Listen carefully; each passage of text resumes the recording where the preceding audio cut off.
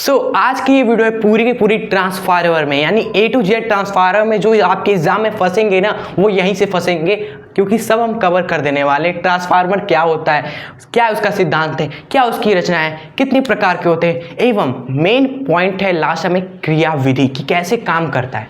ठीक है, कैसे प्रत्यावर्ती धारा वोल्टेज को बढ़ा देगा, कैसे प्रत्यावर्ती धारा वोल्टेज को घटाता है, ये है क्रियाविधि। और हमें समझना है, देखो रटना एक अलग चीज होती है, समझना अलग चीज होती है। अगर आप किसी चीज के प्रोसेस को समझ लोगे तो उसको आप खुद से नहीं लिख सकते हो कि हाँ ये ऐसे काम करता है, हम खुद से लिख लेंगे। तो यही आपको करना है, समझना है हमारे साथ, उसके बाद रटना नहीं पड़ेगा। चलिए बिना आपका टाइम वेस्ट किए आज के इस 5 नंबर वाले टॉपिक को क्लियर कर देते है। सबसे पहले आइए देखते हैं इसकी सिद्धांत। ठीक है, सिद्धांत यानी कि किस सिद्धांत पर ये काम करता है, क्या नियम कानून है जिस पर ये चलता है। तो स्टूडेंट्स, यह अन्योन्य प्रेरण के सिद्धांत पर कार्य करता है। अन्योन्य प्रेरण के सिद्धांत पर काम करता है। क्लियर, जो प्रत्यावर्ती धारा विभव को परिवर्तित करने का काम करता है। क्लियर। आपको बस ये सिद्धांत में यही लिखना है कि ट्रांसफार्मर अन्योन्य प्रेरण के सिद्धांत पर कार्य करता है, जो प्रत्यावर्ती धारा विभव को परिवर्तित करने के काम आता है। क्लियर। अब चेंज से क्या होता है, चेंज का मतलब होता है स्टूडेंट्स 2 तरीके से। क्या, एक बढ़ा देना, एक घटा देना। यही परिवर्तन हुआ कि यार हमारा प्रत्यावर्ती वोल्टेज हमारा इतना है, अगर इसको बढ़ा दिया तो ये आपका ट्रांसफार्मर कहलाएगा उच्चाई ट्रांसफार्मर। अगर प्रत्यावर्ती धारा वोल्टेज को घटा दिया तो वो ट्रांसफार्मर आपका कहलाएगा अपचाई ट्रांसफार्मर। तो ये इसके 2 प्रकार होते हैं, और उन 2 प्रकार को स्टूडेंट्स इसको इरेज करके आपको डिटेल में लिख कर दिखाते हैं। ठीक है, इसको नोट कर ले पहले। तो आइए इसके प्रकारों को देखते हैं, और प्रकार तो और भी आसान है, सिंपल। एक है अपचाई ट्रांसफार्मर। अपचाई मतलब कि घटाने का काम करता है प्रत्यावर्ती धारा विभव को, और दूसरा है उच्चाई ट्रांसफर, यानी कि वह ट्रांसफर जो प्रत्यावर्ती धारा विभव को बढ़ाने का काम करता है। और चीज़ें कुछ है, फेरों की संख्या जब हम संरचना देखेंगे इसके बाद, उसमें सब अभी हम बताएंगे कैसे ये बनता है संरचना A to Z। पहले अभी बता देते हैं कि यहाँ पर दोस्तों फेरों की संख्या को हम दिखाते हैं N से। ठीक है, N आपकी क्या होती है, फेरों की संख्या होती है, संख्या। और ये जो होता है ना, इसको बोलते हैं प्राथमिक कुंडली। ठीक है, और P से भी दिखाते हैं प्राइमरी, यानी कि प्राथमिक कुंडली। उसके बाद ये देखो सेकेंडरी बोलेंगे इसको, ठीक, यानी कि द्वितीयक कुंडली। ठीक है, द्वितीयक कुंडली, S से इसको दिखाते हैं सेकेंडरी, यानी कि द्वितीयक कुंडली। ठीक है, अगर हम लिखेंगे यहाँ पर NP मतलब कि प्राथमिक कुंडली में फेरों की संख्या, अगर हमने लिखा है NS मतलब कि द्वितीयक कुंडली में फेरों की संख्या। क्लियर। अब ये कैसे याद करें कि किधर ज्यादा होता है किधर कम होता है, किधर ज्यादा होता है किधर कम होता है, इसका ट्रिक है। जैसे अगर हमने आपसे पूछा अपचाई ट्रांसफर, आप क्या कहोगे, अपचाई ट्रांसफर यानी कि जो प्रत्यावर्ती धारा विभव को घटा दें, यानी कि अगर यहाँ पर ज्यादा है, यहाँ पर ज्यादा है तो ये घटाकर दोस्तों कम कर देगा, ऐसा ही होगा। यहाँ पर ज्यादा है तो वहां पर प्रत्यावर्ती वोल्टेज कम कर देगा। स्टूडेंट्स, ज्यादा मतलब कि प्राथमिक कुंडली में फेरों की संख्या ज्यादा होगी द्वितीयक कुंडली से। ये आप ट्रिक हो गया। इसी तरह उच्चाई ट्रांसफार्मर में क्या हो जाएगा, उच्चाई ट्रांसफार्मर क्या करता है स्टूडेंट्स, अगर कम है तो उसको ज्यादा कर देता है। ठीक है, उच्चाई ट्रांसफार्मर तो कम मतलब कि प्राथमिक कुंडली में फेरों की संख्या कम होगी द्वितीयक कुंडली से। ठीक है, ये ट्रिक है याद करने का। अब ये तो पूरा याद हो चुका होगा, अब तक सब कुछ याद हुआ होगा आपको। ठीक है, समझ में आया होगा। अब हम आते हैं दोस्तों इसकी संरचना, इसकी बनावट क्या होती है, कैसे ये बनता है, आयताकार क्रोड क्या है, फेरों की संख्या क्या है, ये प्राथमिक द्वितीयक कुंडली क्या है, सब कुछ सेटअप बताते बनाने का। क्लियर। इसको पहले नोट कर ले। अब आइए देखते हैं इसकी रचना, और इस तरीके से बताएंगे कि आपको याद करना ही नहीं होगा, बिल्कुल नहीं याद करना होगा। ध्यान से देखिए कैसे ये बना। पहले देखिए ये जो आप आयताकार देख रहे हो ना, ये सभी पत्तियां हैं, एक के ऊपर एक आयताकार पत्तियों को रख रख कर आयताकार क्रोड बनाया गया। कैसे बना, पत्तियों को, कई सारी पत्तियों को एक के ऊपर एक, नर्म लोहे की कई सारी पत्तियों को एक के ऊपर एक रखकर आयताकार क्रोड आपका निर्माण हुआ। कुछ इस तरीके से देखिए, जैसे ये आपका है एक आयताकार, ये आपका एक पत्ती, इसके ऊपर एक और पत्ती हमने रखा, इसके ऊपर एक और पत्ती रखा हमने, फिर इसके ऊपर एक और, फिर एक और, फिर एक और रखी। इस तरह से रख रख कर स्टूडेंट्स हमने एक आयताकार क्रोट का निर्माण कर दिया। ठीक है, समझ गए ना कैसे बना। चलिए फिर उसके बाद अब देखिए आयताकार क्रोट हमारा बन गया। अब हम क्या करें, हमने किया क्या दोस्तों, इसी क्रोट पर, इस क्रोट पर हमने तांबे के तार को लपेटकर, इस क्रोट पर तांबे के तार को लपेटकर एक यहाँ पर एक यहाँ पर लपेटकर दो कुंडली बनाई। ठीक है, इसी क्रोट पर तांबे के तार को लपेटकर दो कुंडली हमने बनाया। एक कुंडली है आपकी प्राथमिक कुंडली, दूसरी है हमारी द्वितीयक कुंडली।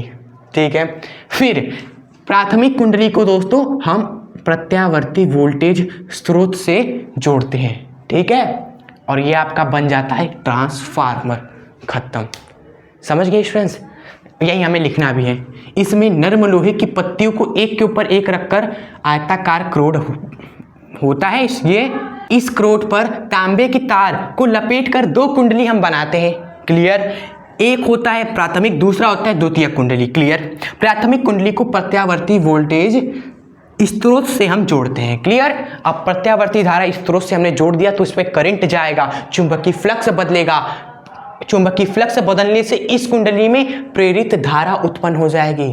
तो आगे क्रियाविधि हमें समझना है कि आखिर कैसे क्या होगा, इसमें फ्लक्स कैसे चेंज होगा, तो इसमें कैसे दोस्तों एक प्रेरित धारा उत्पन्न होगी। ये सब क्रियाविधि में हमें लिखना है और समझना है स्टूडेंट्स। ठीक है, सो ये हमारा रचना। अब हम देखते हैं इसकी क्रियाविधि बेहतरीन तरीके से। ठीक है, इसको नोट कर लें।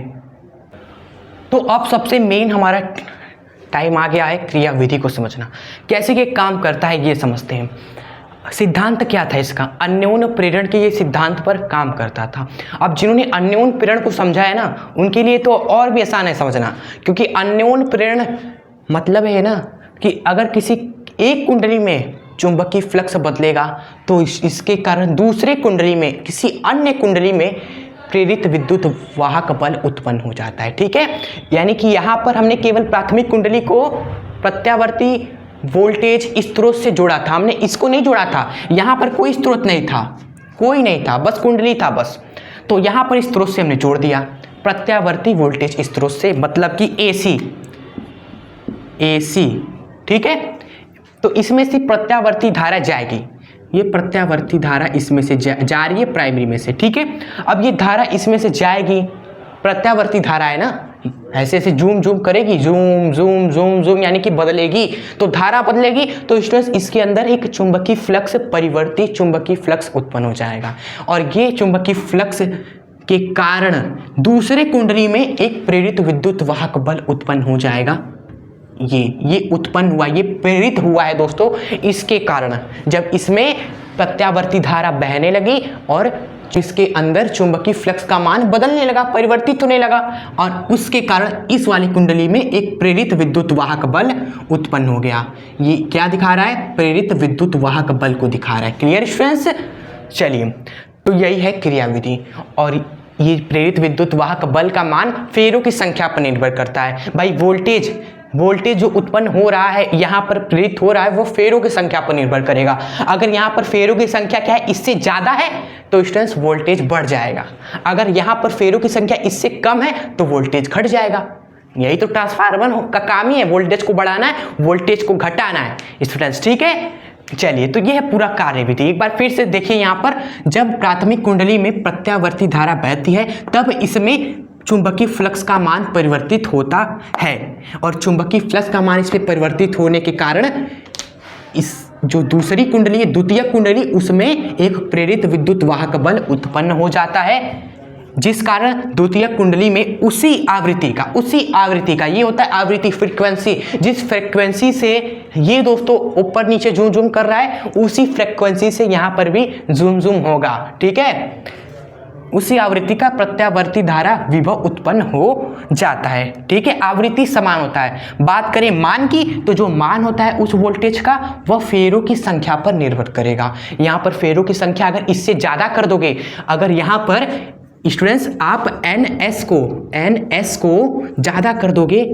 NP से, प्राथमिक कुंडली में फेरों की संख्या से, तो स्टूडेंट्स यह जो आपका वोल्टेज बनेगा ना, यह होगा ऊंचाई ऊंचाई, वोल्टेज को बढ़ाने वाला, ठीक है। अगर आप स्टूडेंट्स द्वितीयक कुंडली में फेरों की संख्या कम कर दोगे, प्राथमिक कुंडली से कम कर दोगे, तो वोल्टेज का मान भी कम हो जाएगा। तो ये जो आपका ट्रांसफार्मर होगा यह होगा अपचायी ट्रांसफर, बोले तो वोल्टेज को घटा देने वाला ट्रांसफर, ठीक है। और कौन सा वोल्टेज, ये ध्यान रखिएगा, प्रत्यावर्ती वोल्टेज। ये कभी भी डीसी वोल्टेज में काम करता नहीं है। ट्रांसफर हमेशा प्रत्यावर्ती वोल्टेज के लिए ही बना है, डीसी वोल्टेज में यह काम नहीं करता, ये ध्यान रखिएगा।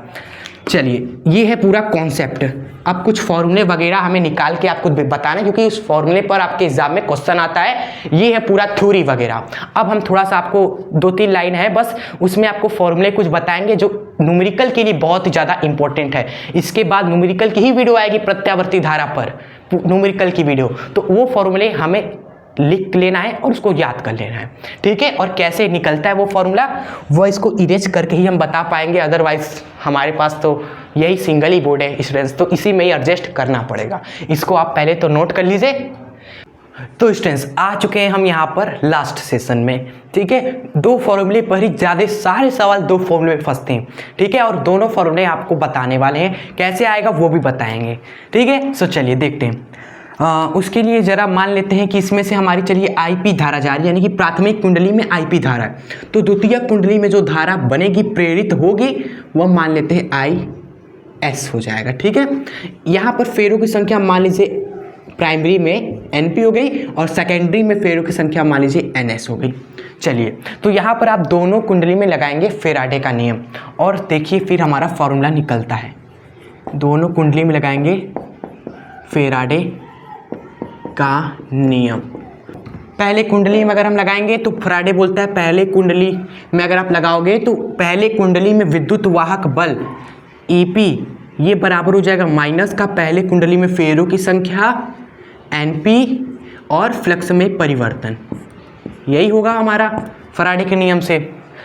उसके बाद दूसरे कुंडली में भी लगाएंगे तो दूसरे कुंडली में यानी कि ES दूसरे कुंडली का विद्युत वाहक बल बराबर हो जाएगा फेरों की संख्या दूसरे में NS और फ्लक्स में परिवर्तन, सिंपल सा।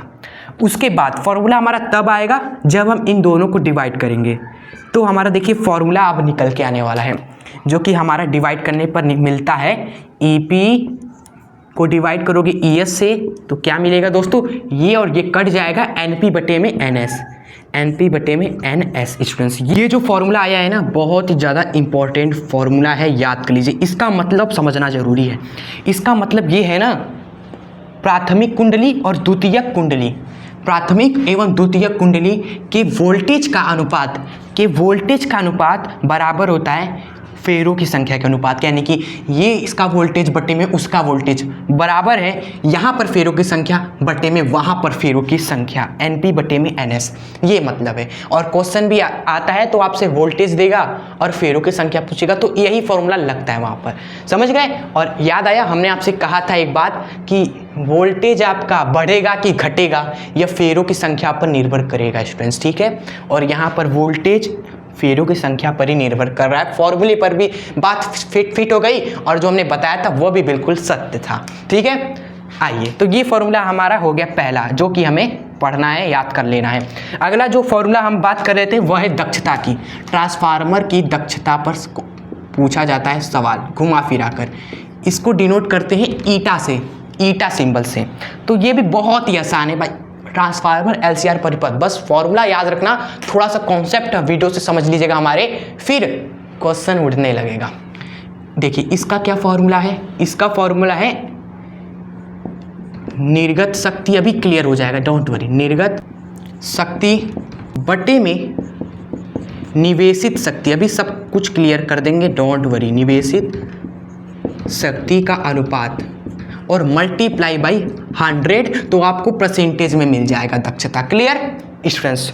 देखिए यहाँ पर शक्ति की बात करें ना तो 2 तरह की शक्ति होती है, एक होता है निवेशित शक्ति, एक होता है निर्गत शक्ति। निवेश का मतलब होता है ना, कहीं पर भी व्यापार शुरू होता है तो उसमें आप पैसा डालते हो तो उसको बोलते हैं निवेश। यहाँ पर भी दोस्तों जो प्राथमिक कुंडली का शक्ति है, प्राथमिक कुंडली में जो शक्ति उत्पन्न हो रही है वह है निवेशित शक्ति जो लगी। अब यहाँ से जो पावर हमें मिलेगी वह हो जाएगी दोस्तों कौन सी शक्ति? निर्गत शक्ति जो मिल गई हमें, ठीक है। तो मिलेगी कहाँ से? द्वितीय कुंडली से, और देंगे कहाँ पर? यहाँ पे, ठीक है।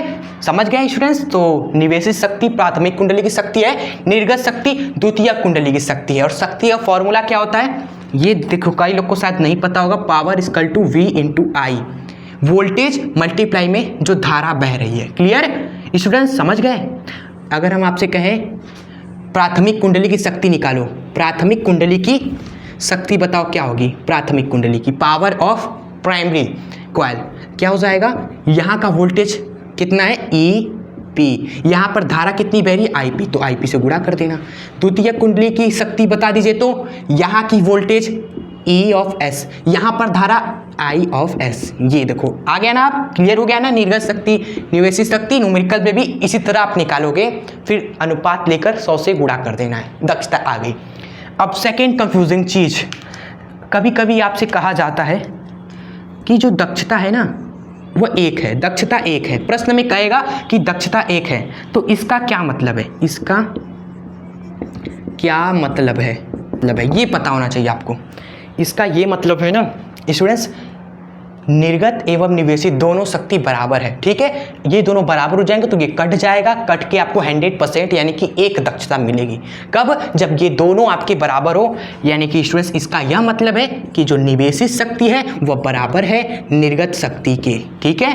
तो ये है कॉन्सेप्ट था ये, बस एक, ठीक है। फॉर्मूला हमारा, फॉर्मूला यही दक्षता का आपको जो याद करना है, ये और एक ये कॉन्सेप्ट था कि अगर दक्षता एक है तो इसका मतलब है कि निर्गत एवं निवेशित दोनों शक्तियां बराबर हैं। हो गया हमारा पूरा टॉपिक ट्रांसफार्मर। शुरू से हमने बताया ट्रांसफार्मर क्या है, सिद्धांत, बनावट, क्रियाविधि, इसके प्रकार भी बता दिए, सब क्लियर हो गया। अच्छे से नोट्स में जरूर इसको लिख लीजिएगा, ठीक है। बस नोट्स को पढ़िएगा, फोड़ के आइएगा एग्जाम में, ठीक है। और एक वीडियो बची हुई है जिसमें हम न्यूमेरिकल कराएंगे, तो प्रत्यावर्ती धारा फिनिश हो जाएगा, तो इसलिए न्यूमेरिकल वाली वीडियो आप मिस बिल्कुल ही मत करिएगा।